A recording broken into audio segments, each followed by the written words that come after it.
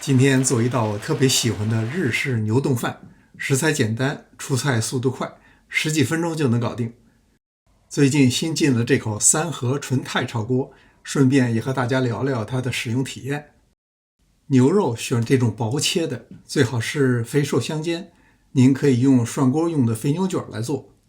一顆洋蔥切成絲，白洋蔥或者紅洋蔥都可以。炒之前先給它分開，這樣炒的時候就省事兒了。牛丼汁是這道菜的主要調料，屏幕上和視頻下方的描述欄中都有替代方案。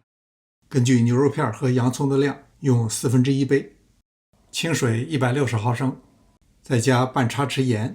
牛丼汁不像醬油那麼鹹，它的甜味是比較明顯的。純鈦鍋第一次用不需要開鍋，洗淨以後倒一點油，塗抹均勻就可以使用了。它的化學性質非常穩定，耐腐蚀，不容易生鏽，不需要像傳統鐵鍋那樣經常開鍋養鍋。油溫上来以後，先炒洋蔥絲，把洋蔥的香味炒出來，這道菜才夠味兒。這鍋一上手，第一感覺就是輕，重量才1126克。洋蔥斷生炒出香味以後，下入牛肉片。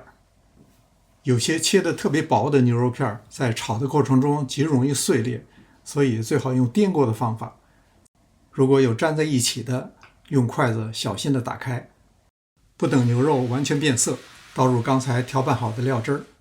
這時要準備水煮糖心溫泉蛋。省事兒的方法是把雞蛋打到牛肉上，不要翻動，蓋上玻璃蓋，有利於觀察。小火燜3到4分鐘。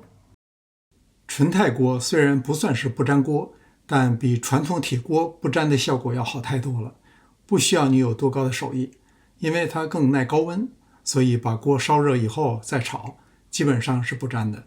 它的化學性質非常穩定，耐腐蚀，不易生鏽，不像傳統鐵鍋那樣經常需要開鍋養鍋，甚至一滴油不放來煎雞蛋都可以達到不粘的效果。我曾經用它煎沾滿面粉的魚，煎好了以後非常完美，這是目前我家最好的炒菜鍋了。當你看到蛋清完全凝固，就可以關火出鍋了。保持鸡蛋是糖心狀態是這道菜的一個特點。